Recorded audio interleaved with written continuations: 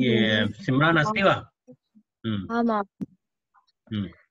क्षरसमाम्नायमधिगम्य महेश्वरात् कृत्स्नं व्याकरणं प्रोक्तं तस्मै पाणिनये नमः। वाक्यकारं वररुचिं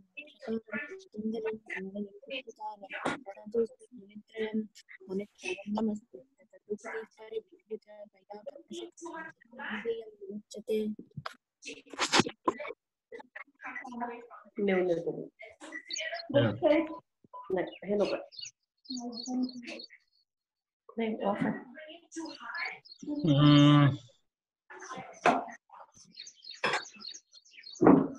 तर्हि वयम् आरम्भं कुर्मः।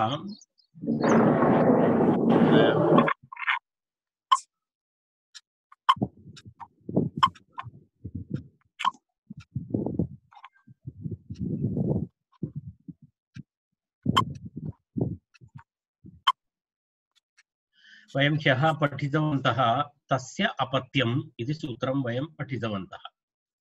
तत्र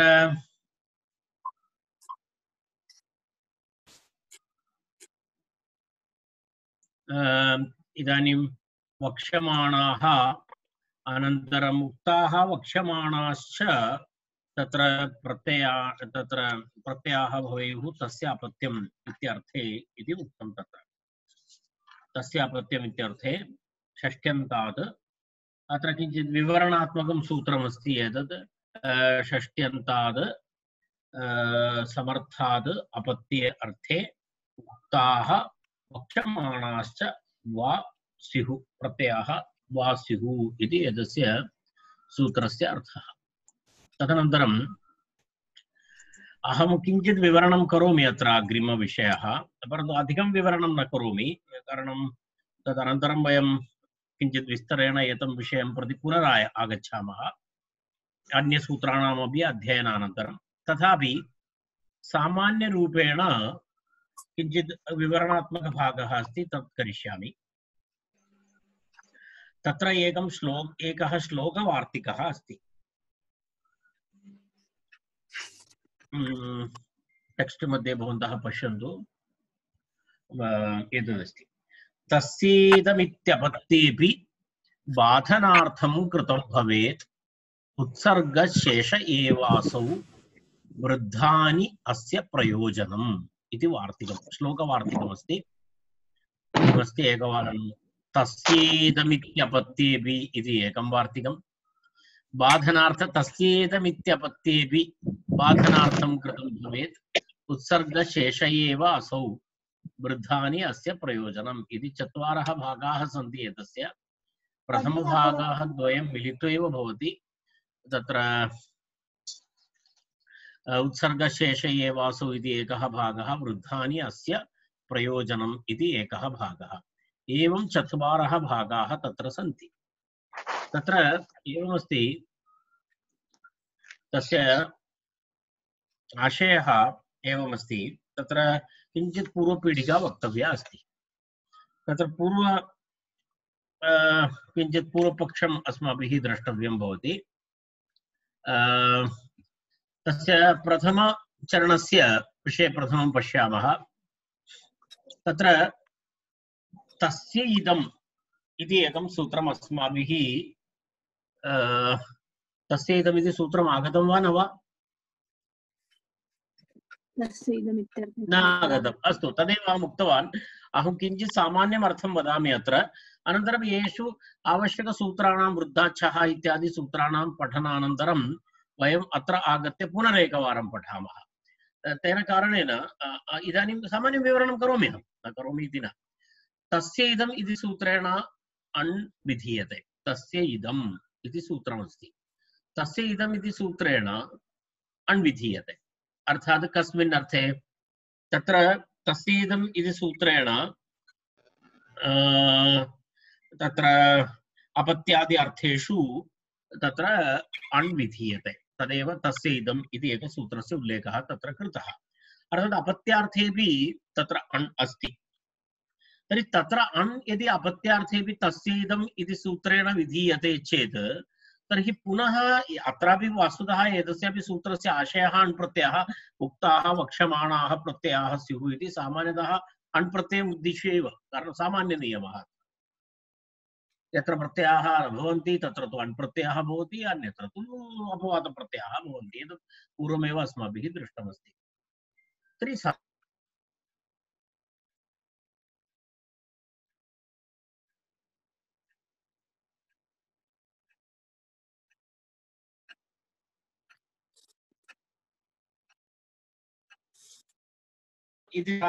इदम् इति शब्दस्य अपत्यार्थः अपि तत्र स्वीकर्तुं शक्यते तस्मात् शब्दात् इदम् इत्यस्मात्।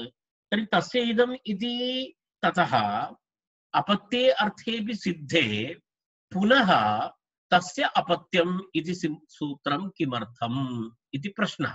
तदेव तस्येदमित्यपत्येऽपि इति, तस्य इदम् इति अपत्येऽपि।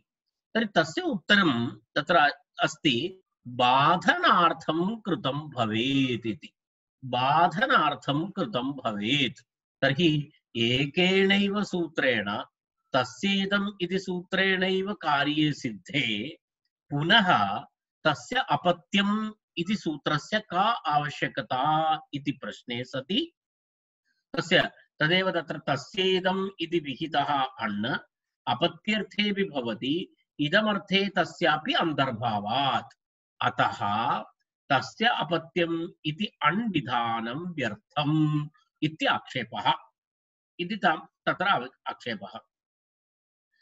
तत्र तावत्पर्यन्तं तदनन्तरं यद् विवरणमस्ति तत् किञ्चित् पार्श्वे स्थापयतु, तस्य आवश्यकता इदानीं नास्ति। अहं तदेव वारं वारं वदामि, अनन्तरं पुनः करिष्यामि इति अन्यसूत्राणामपि अध्ययनानन्तरं।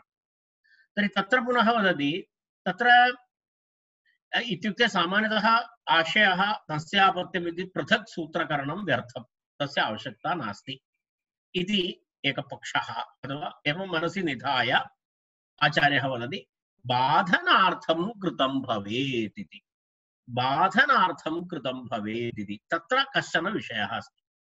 तस्य इदम् इति अण् अस्ति, तस्य इदम् इति अण् भवति, तस्य अणं बाधित्वा कुत्रचित् वृद्धाच्छः इति छ प्रत्ययः भवति।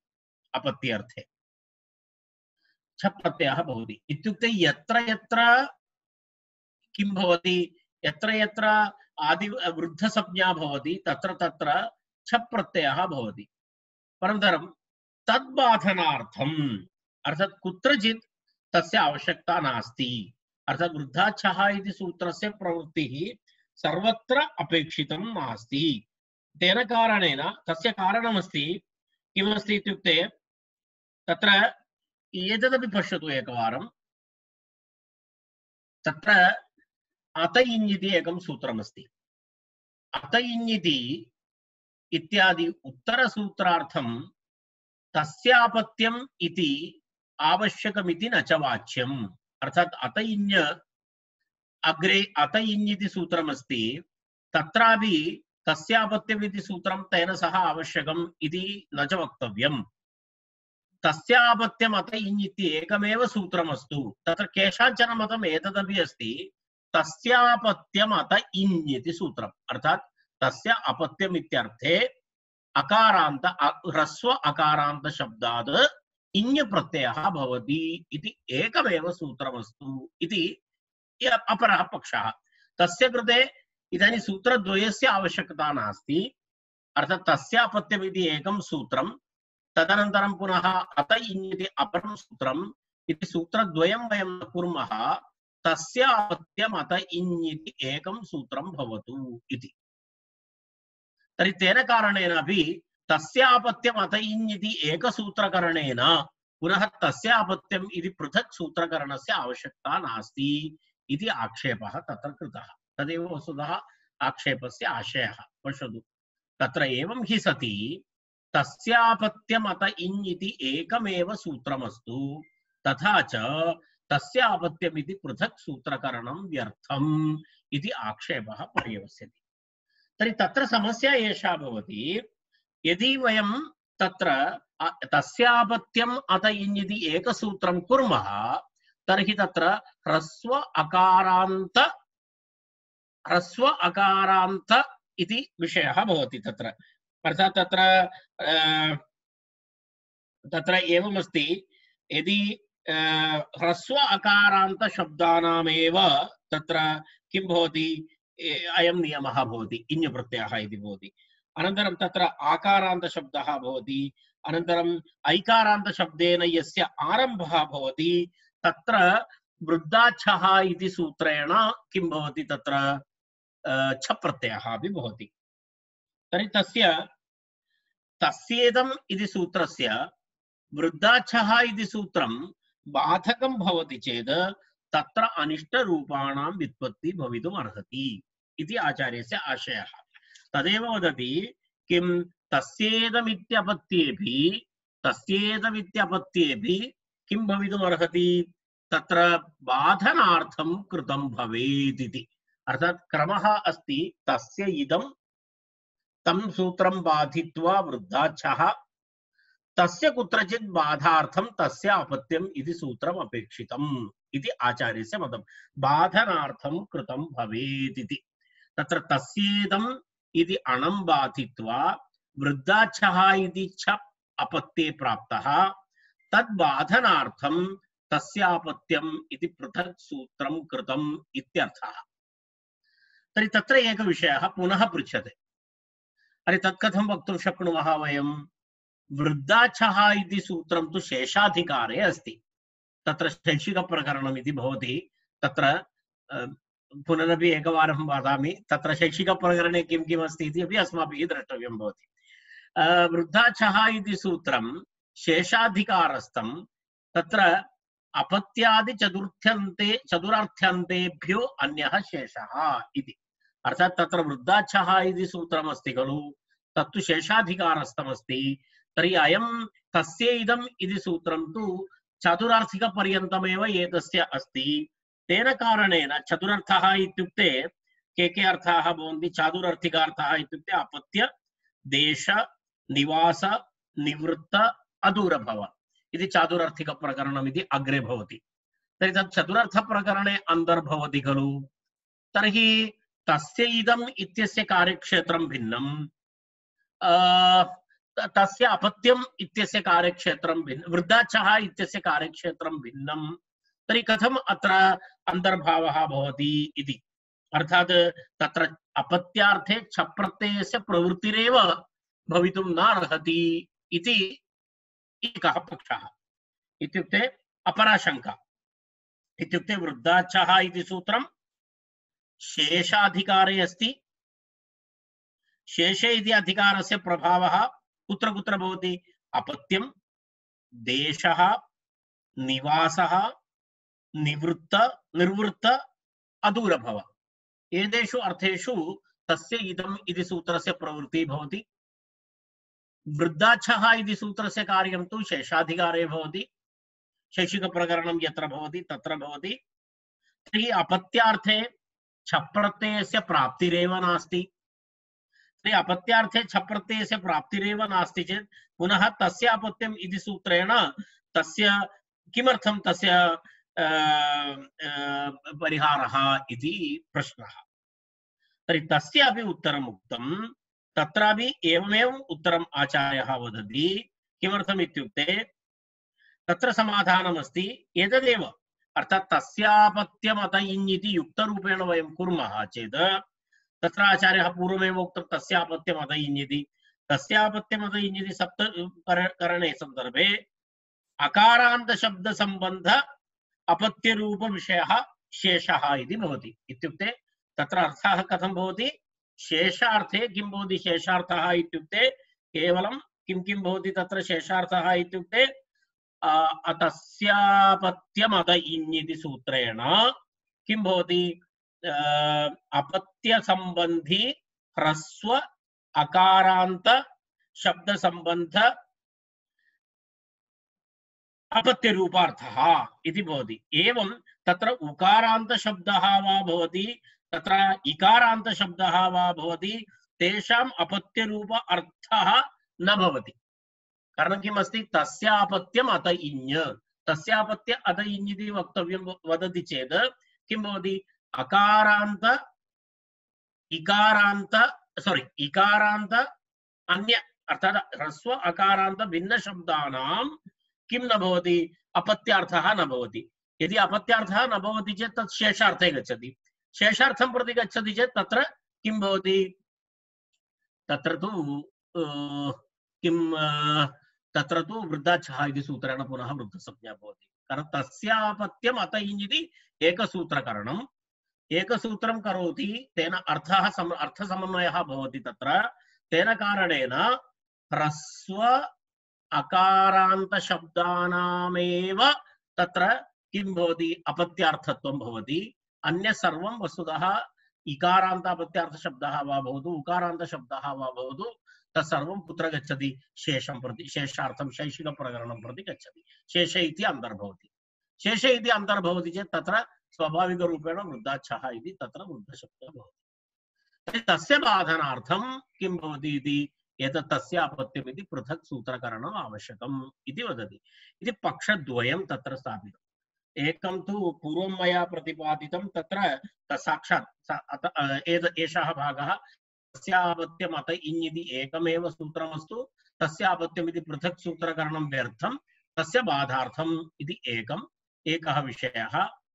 तत्र तस्येदमिति अणं बाधित्वा वृद्धाच्छः इति छप् प्रत्यये अपत्ये प्राप्ते तद्बाधनार्थं तस्यापत्यम् इति पृथक् सूत्रं कृतम् इति भावः। तर्हि प्रश्नः, वृद्धाच्छः इति सूत्रं शेषाधिकारस्थम्, अपत्यादिः तु चतुर्थन्ते अन्यः शेषः, तथा च अपत्यार्थस्य शेषाधिकारस्थत्वाद् तस्मात् तत्र छप् प्रत्ययस्य प्रसक्ते अप्रसक्तेः तद्बाधनार्थं तस्यापत्यम् इत्यस्य कथम् इत्यत आह। अर्थात् पुनरपि एकवारं पठतु। वृद्धाच्छः इति सूत्रं शेषाधिकारस्थम्, अपत्यादि चतुरर्थ्यन्तेभ्यो अन्यः शेषः, अर्थात् चतुरर्थाः मया प्रतिपादिताः, तस्मात् भिन्नः शेषः।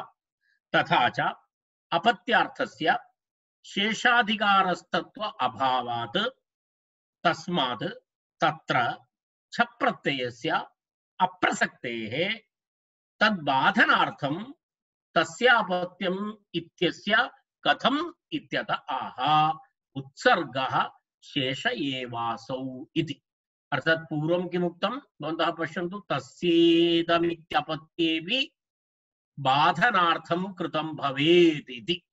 अर्थात् तस्येदमिति अपत्येऽर्थेऽपि किं भवति? वृद्धाच्छः इति सूत्रेण छप् प्रत्ययः भवितुमर्हति, तस्य बाधनार्थं कृतं भवेत्। अग्रिमं वाक्यम् उत्सर्गः शेष एवासौ इति, तस्य विवरणम् अग्रे क्रियते। उत्सृज्यते अदन्तबाह्वादिप्रकृतिभ्यः वियुज्यते इति उत्सर्गः। उत्सर्गशब्दस्य अत्र कः अर्थः? अदन्तबाह्वादिप्रकृतिभ्यः वियुज्यते इति उत्सर्गः। इत्युक्ते अदन्त बाह्वादिभिन्न प्रकृतिसम्बद्धः अपत्यार्थः असौ शेषः भवत्येव इत्यर्थः। इत्युक्ते अकारान्त अनन्तरं बाह्वादिगण भिन्न ये प्रकृतयः सन्ति ते सर्वे शेषः इति भवति। अर्थात् भवति इत्येव अर्थः। तेन कारणेन किं भवति? आक्षेप्तुः हि तस्य अपत्यम् अत इञ् इति एकसूत्रमिति अभिमतम्। आक्षेपकर्ता किम् उक्तवान्? तस्य अपत्यम् अत इञ् इति एकसूत्रम् उक्तवान्। विनियुक्ताद् अन्यः शेषः। शेषार्थः कः? विनियुक्ताद् अन्यः शेषः। अदन्त बाह्वादि प्रयुक्त संयुक्तापत्यार्थ एव विनियुक्तः। अत इञ् इत्यत्र तस्यापत्यम् अत इञ् इत्यत्र किं प्रतिपादयति? अदन्त बाह्वादित्वं। तर्हि तद्भिन्न ये प्रकृतयः भवन्ति तेषाम् इदानीम् उत्सर्गाः इत्युक्ते उत्सर्गः शेष एवासौ इति। उत्सर्गः नाम तस्यापत्यम् अत इञ् इति तत्र भवति। उत्सर्गः शेष एवासौ इति। पश्यतु, अत्र पुनरेकवारम् अहं वदामि। किञ्चित् संशयास्पदम् अस्ति, अहं जानामि तत्, परन्तु किञ्चित् एकवारं श्रवणसंस्कारः भवतु शास्त्रस्य। अनन्तरं सर्वेषां सूत्राणां पुनः शैक्षिकप्रकरणपर्यन्तं वयं गच्छामः। तदनन्तरं पुनः अहम् अत्र आगत्य एतत् पुनः दर्शयामि, एतस्य समन्वयः कथं भवति इति। परन्तु एकवारम् एतद् वक्तव्यं, किञ्चित् एकं एकवारं शास्त्रं वयं शृणुमः इति कृत्वा अहम् एतद् वदन्नस्मि। पुनरेकवारमपि वदामि अहं तत्र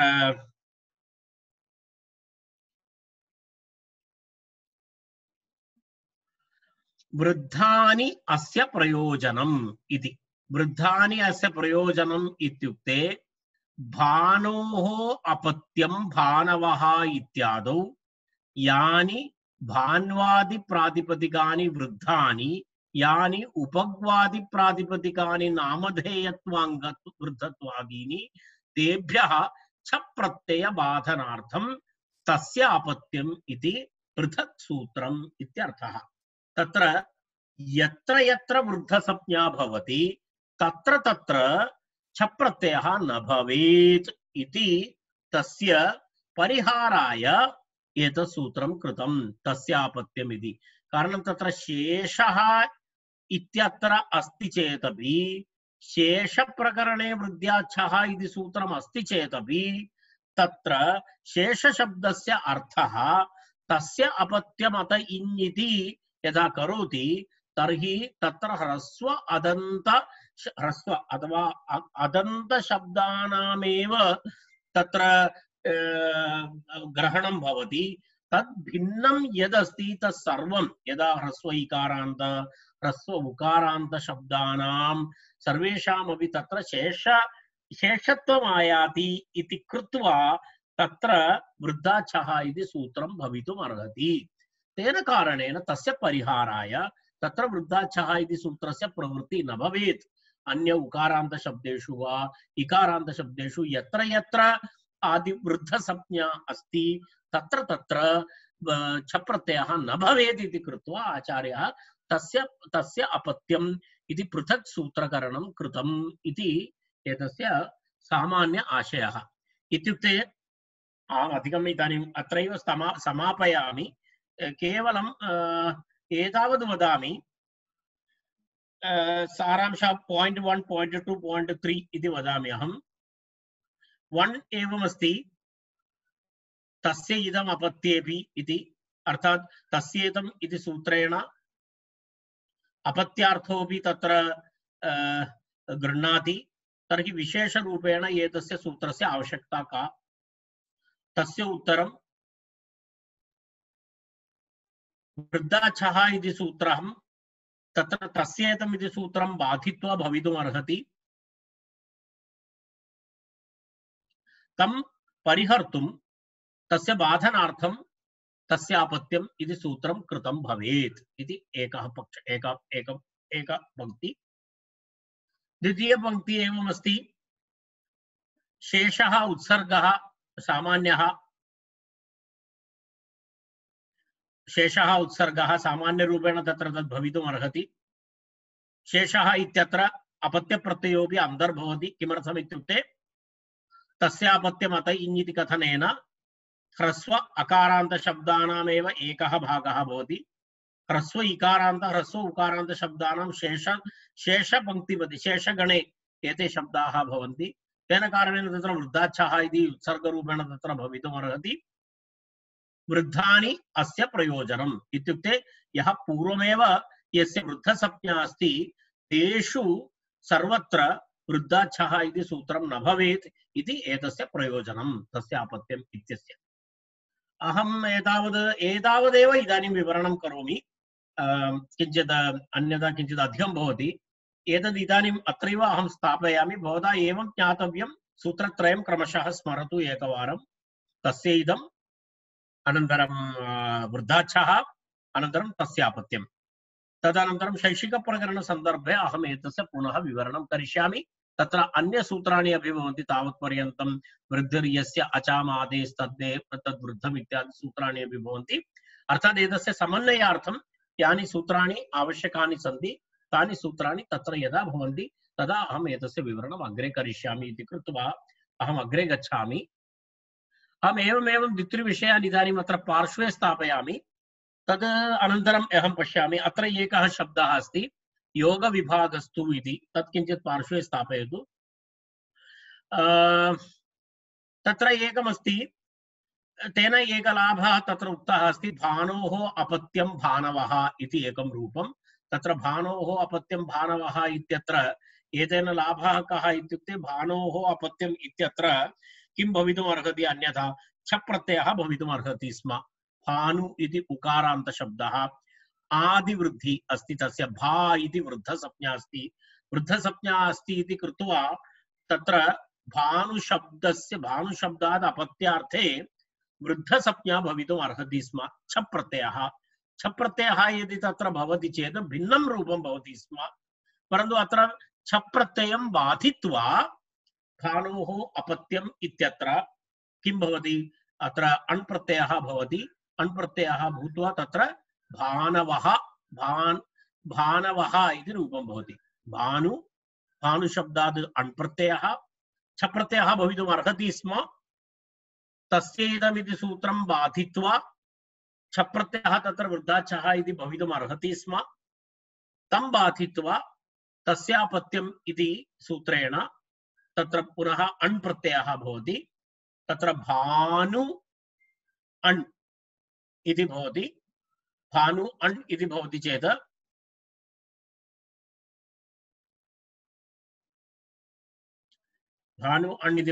नकारः इत्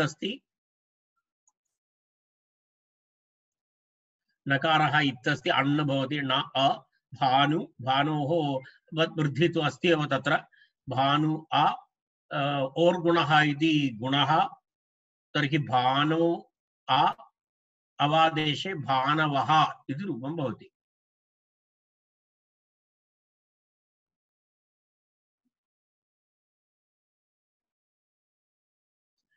एतस्य लाभः इति तस्य अपत्यम् इति सूत्रेण तत्र छ प्रत्ययस्य बाधा भवति इति अस्ति। तत्र एतदपि एवं ज्ञात्वा वयं पार्श्वे स्थापयामः, पुनरागत्य पुनः चर्चां कुर्मः। अहम् अत्र एकं वाक्यम् इतोपि अहम् अत्र पार्श्वे स्थापयामि, तदनन्तरम् अहं करिष्यामि।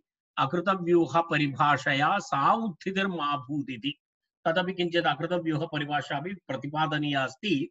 किञ्चित् वयम् अग्रे गत्वा तस्य प्रतिपादनं कुर्मः। परन्तु कृतसन्धेः किम् इति प्रश्नः अस्ति। एतद् वयं यदा आरम्भदिवसे यदा वयं समर्थानां प्रथमाद्वा इति सूत्रस्य विवरणसन्दर्भे अहम् एतस्मिन् विषये किञ्चित् प्रतिपादितवान् आसम्। कृतसन्धेः एव तद्धितप्रत्ययाः भवन्ति। पूर्वं सन्धिकार्यं कृत्वा तदनन्तरमेव किं भवति, तदनन्तरमेव अत्र प्रत्ययाः भवन्ति, पूर्वं प्रत्ययाः न भवन्ति इति। तस्य किमर्थं तथा नियमः इति तस्य एकम् उदाहरणम् आचार्यः दर्शितवान्। सौत्थितः इति एकम् उदाहरणं दर्शितवान्। तत्र वस्तुतः एवमस्ति, सु उत्थितः इति अस्ति शब्दः।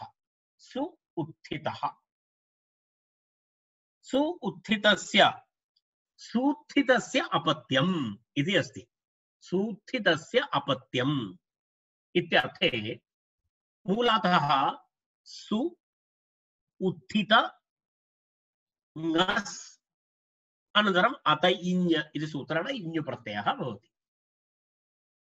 किं किं भवति, सु इति सु उत्थितः, शोभनम् उत्थितः इत्यर्थे सु उत्थितः।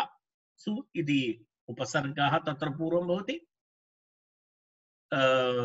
तदनन्तरम् उत्थितः इति शब्दः, तस्य इत्यर्थे पुनः ङस् प्रत्ययः, षष्ठी एकवचनं, तदनन्तरं पुनः अत इञ् इति सूत्रेण इञ् प्रत्ययः अपत्यार्थे। सो प्रश्नः एषः अस्ति, सु उत्थितः इति स्थिते तत्र सु प्लस् उत्थित इति तत्र सवर्णदीर्घः भवति। अनन्तरम् अत्र अत इञ् इति सूत्रस्य अपि प्रवृत्तिः अस्ति। तर्हि अत इञ् इति सूत्रम् अत्र अस्ति इति कृत्वा इञ् प्रत्ययः अस्ति इति कृत्वा आदिवृद्धिरपि अत्र प्रवृत्तिरस्ति। सो भवतां हस्ते इदानीं किम् अस्ति, सु इति शब्दः अस्ति, उत्थित इति शब्दः अस्ति। तर्हि सु प्लस् उ उत्थित, एतयोः द्वयोः मध्ये सवर्णदीर्घः भवितुमर्हति। सु इति उकारः, उत्थित इति उकारः, सो उ प्लस् उ इति सवर्णदीर्घः भवितुमर्हति इति एकः विषयः। इञ् आगतम् इति कृत्वा ञकारः इत्तस्ति इति कृत्वा आदिवृद्धिः भवितुम् अर्हति इति द्वितीयः विषयः। सो प्रश्नः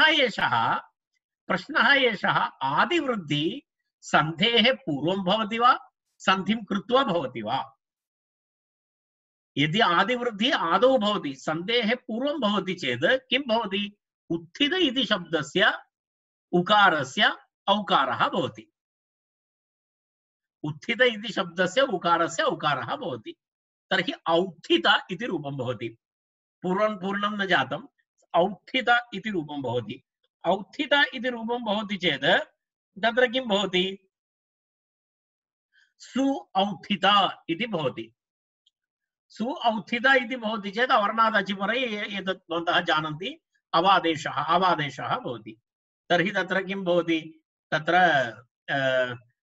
किं भवति? तत्र सा उत्थिता इति रूपं भवति।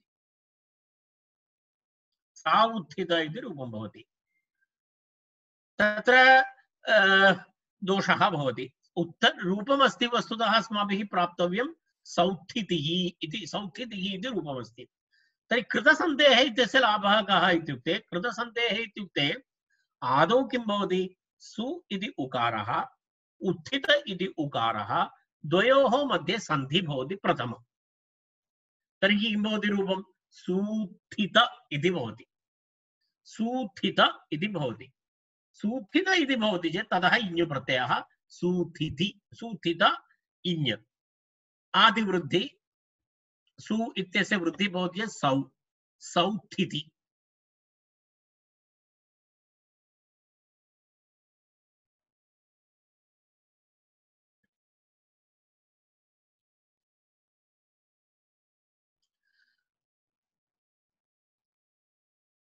सौत्थित इञ् इति भवति चेत् किं भवति? सौत्थित इञ् इति भवति चेत् यस्य च इति अकारलोपः सौत्थिति इति रूपं भवति। एक विषयं मम विवरणे किञ्चित् परिवर्तनं जातं, क्षम्यताम्।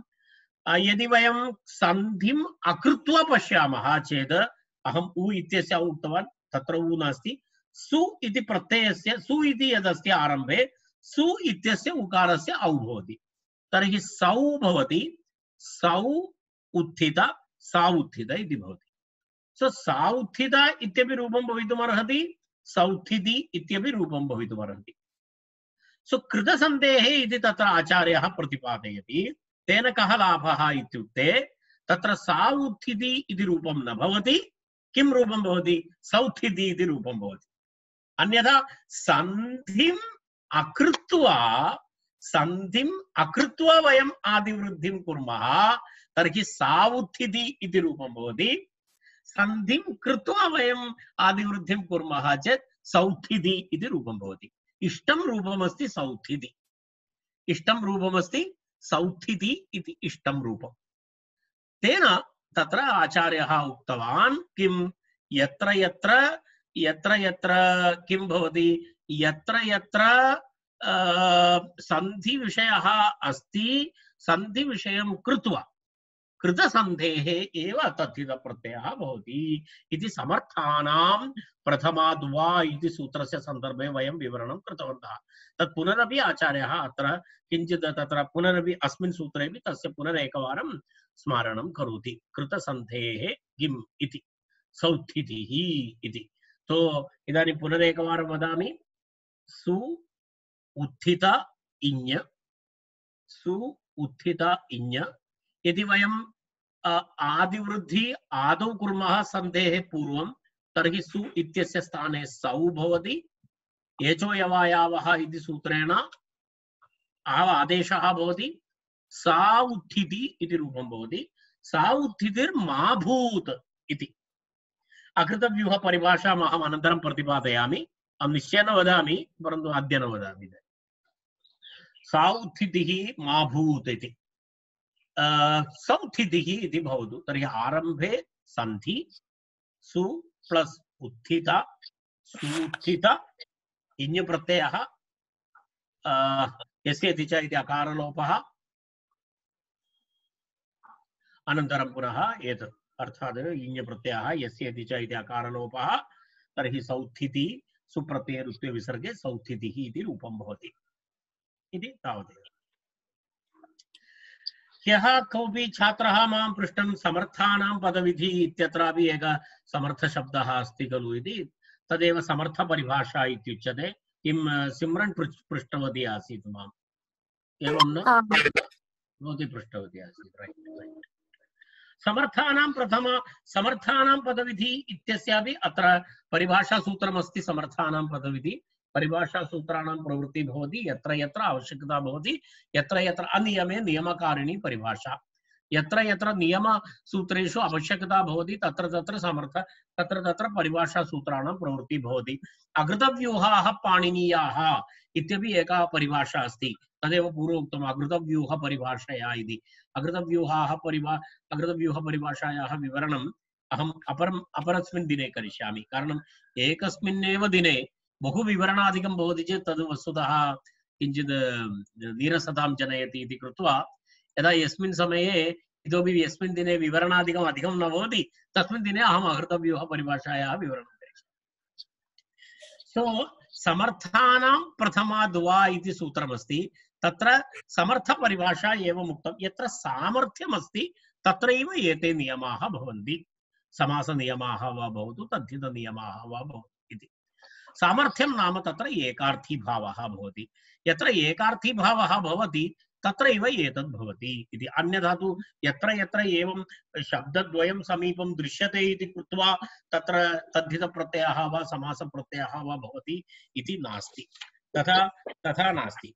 तस्य तु तस्मिन् विषये तत्र आचार्यः वदति समर्थपरिभाषया न इह कुत्र वस्त्रम् उपगोः अपत्यं चैत्रस्य। अत्र पश्यतु, वस्त्रम् इति अस्ति, उपगोः पुनः अपत्यं पुनः चैत्रस्य।